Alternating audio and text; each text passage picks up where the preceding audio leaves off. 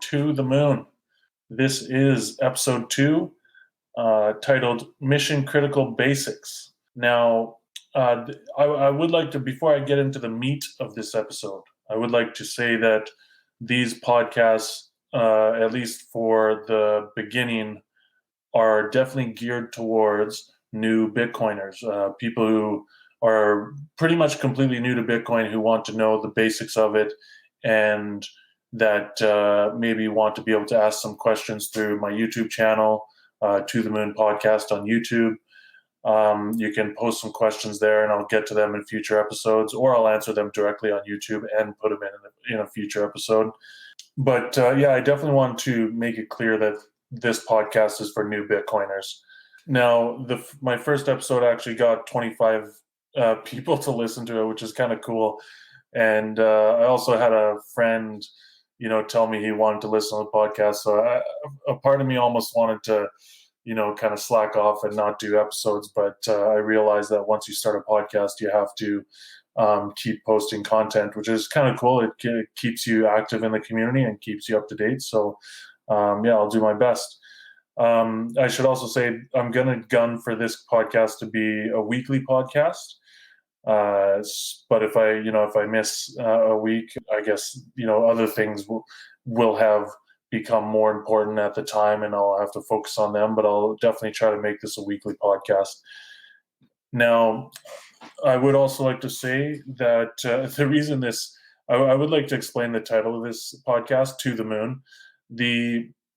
In the early days of Bitcoin on the Reddit forum, when Bitcoin Reddit had only probably 100,000, 200,000 people on it, there was this one person who kept posting this. Every time someone predicted the price would go really high or to the moon, this guy would post a series of characters like slash, bracket, star, bracket, slash, or I forget the exact characters, but it would form a kind of astronaut with a jetpack symbol.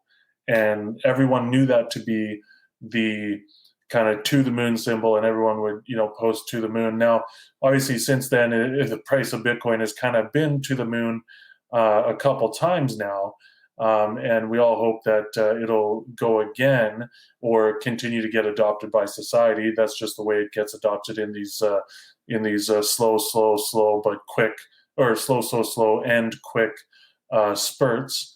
There's lots of reasoning why that is, and maybe in a future episode I'll get into the thick of that.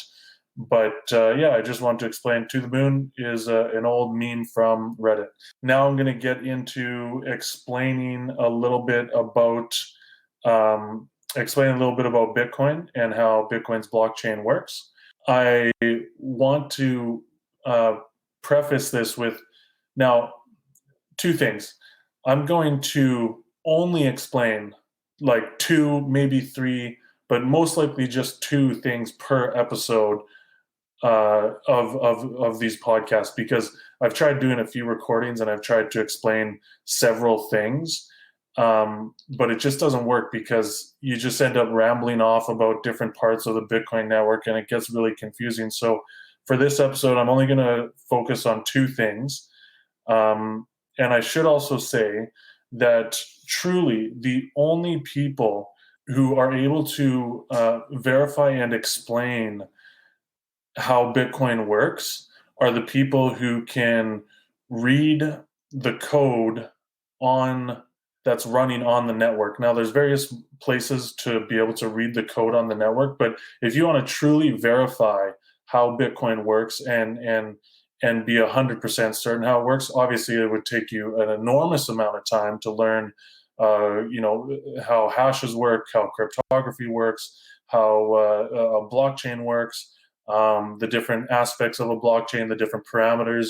You'd have to learn all that, and you'd have to learn C++ code, and you'd probably have to learn how to read code as it executes on a computer. Like, there's just so many layers, and that's why people don't, it's not like every single person needs to do that, but I'm coming at you from a point of getting as much education as possible off the internet, and having spent 7 years, learning off and on about Bitcoin.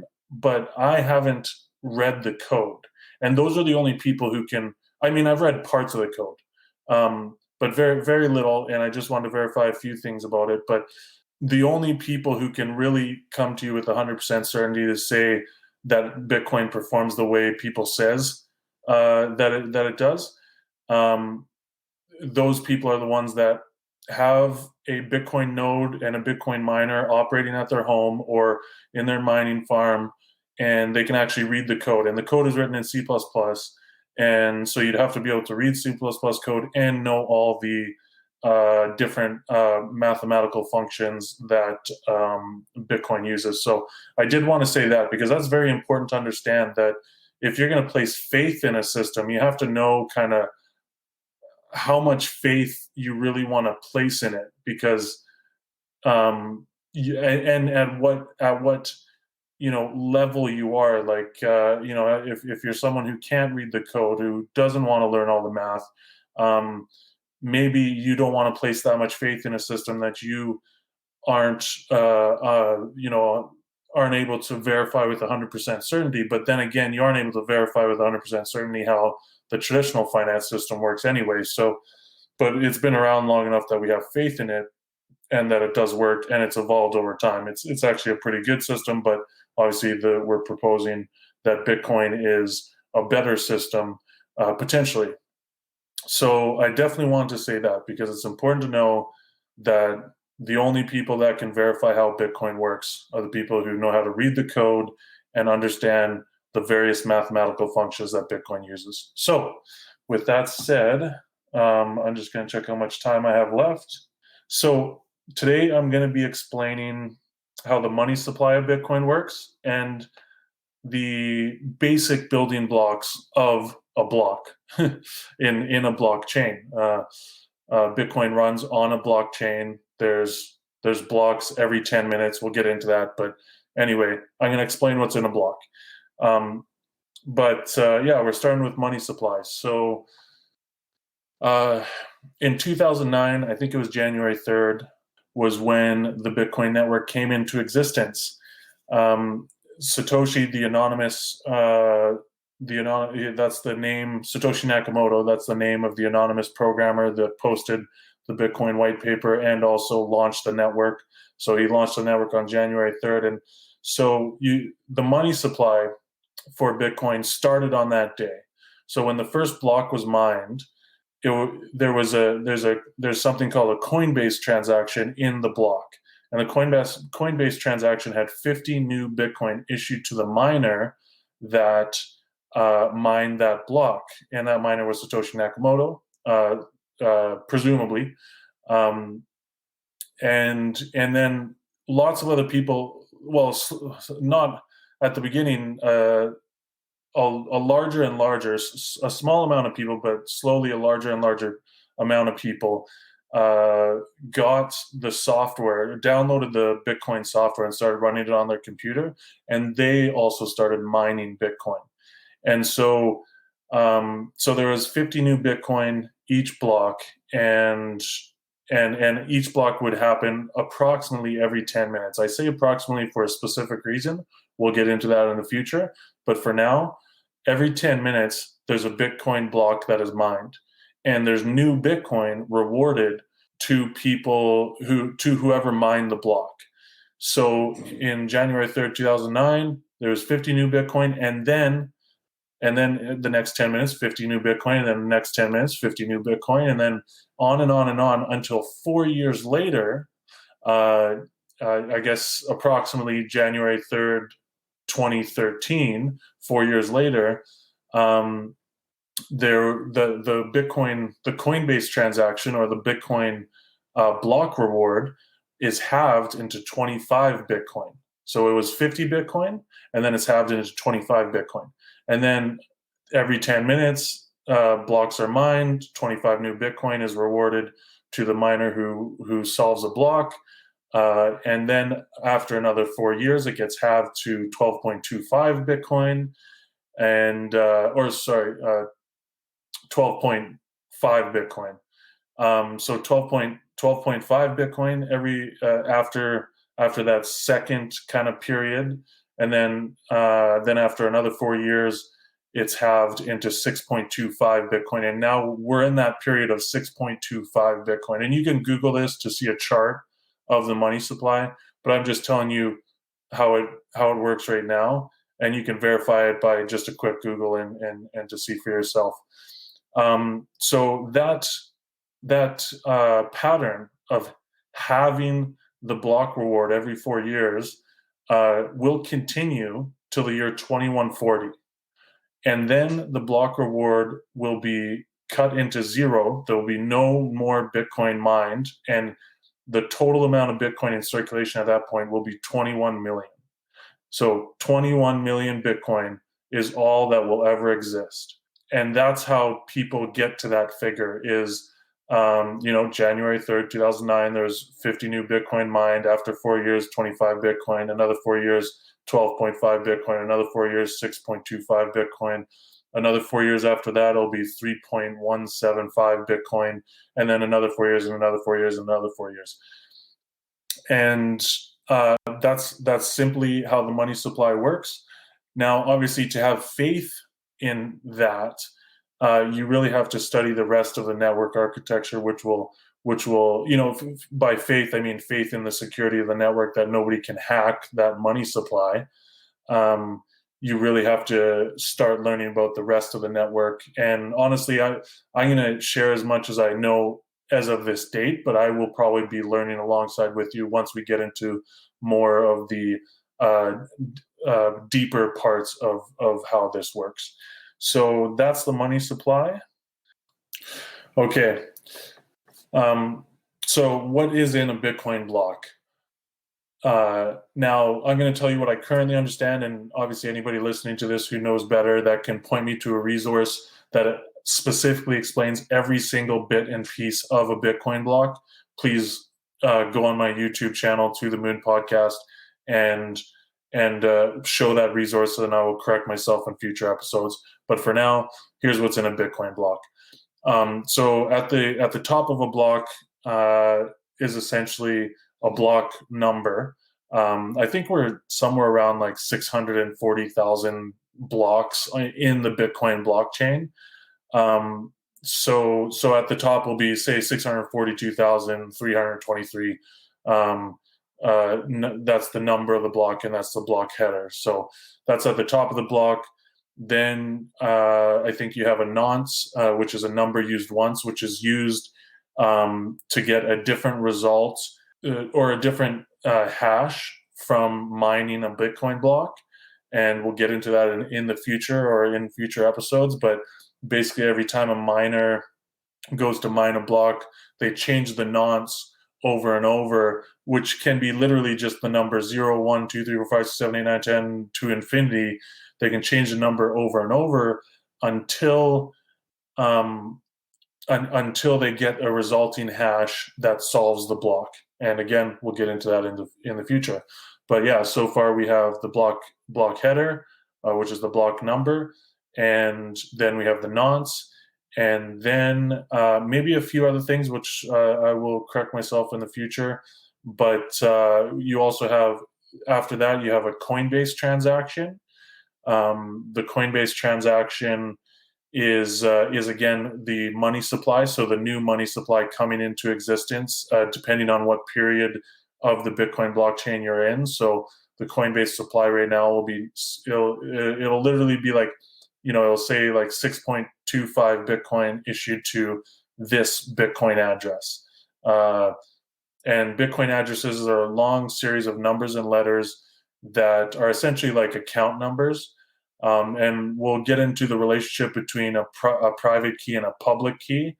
And a Bitcoin address is actually derived from the public key in a very like complicated way, which I don't understand yet, but again, lots to learn.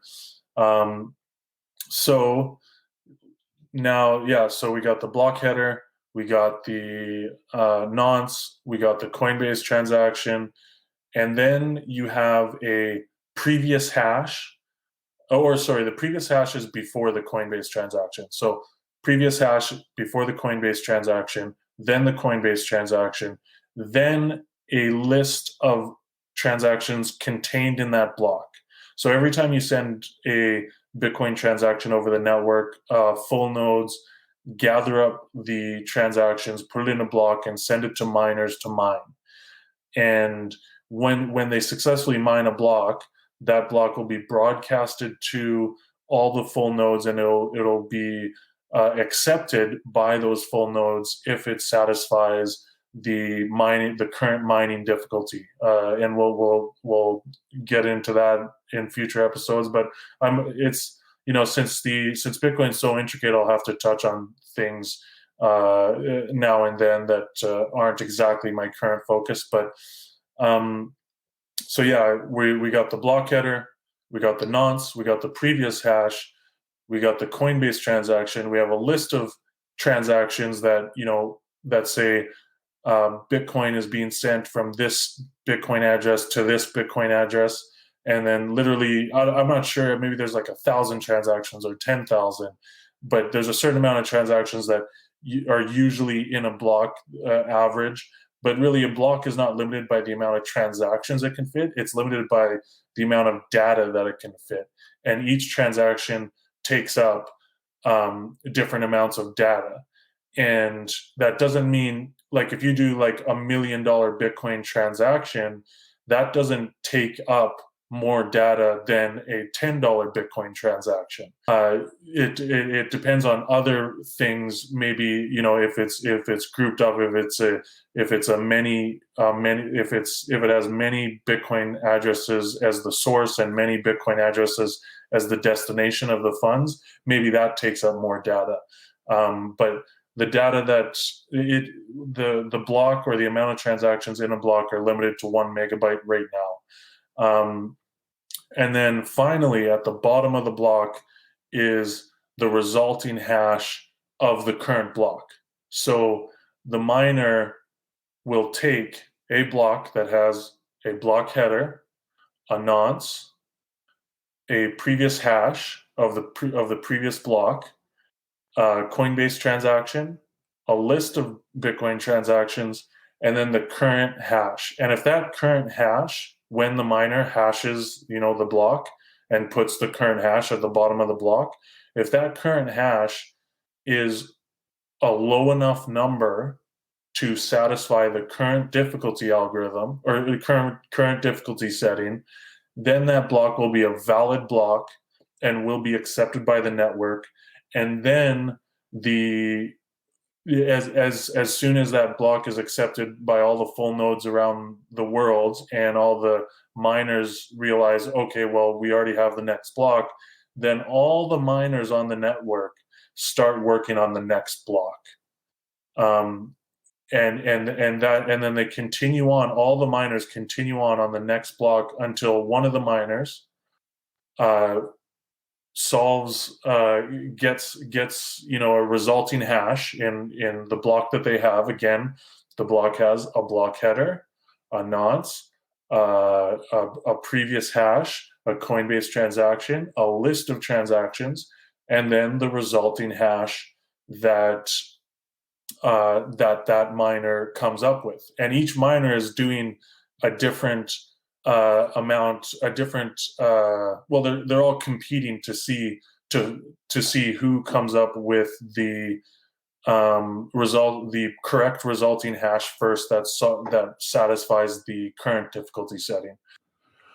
Quick note: I definitely wanted to add one resource into this episode, an external resource. This website is a great explanation and visual representation and interactive website to help explain a block and how a block works. Even, far better than I would be able to explain in an audio recording. So, if you're listening to this while you're driving or listening to this when you're not at your desktop, when you do get to your desk or home, go to this website. It's called andersbrownworth.com/blockchain. So that's spelled Anders, Anders, and then Brown, and then Worth, WORTH.com/blockchain. And That is an absolutely great website, probably one of the best websites I've seen to explain how a blockchain is not only the basics of each block, but also how each block is related to the one before it and the one after it. It doesn't explain everything about a Bitcoin blockchain or the Bitcoin blockchain, but it definitely is a great start for wrapping your head around what this network does. So I think that is probably good enough for episode 2. Hopefully, you learned something about the money supply. There will only ever be 21 million Bitcoin. It's the Coinbase transaction started at 50 Bitcoin, then 25, then 12.5, then 6.25, etc. And it'll be capped in the year 2140 at 21 million Bitcoin.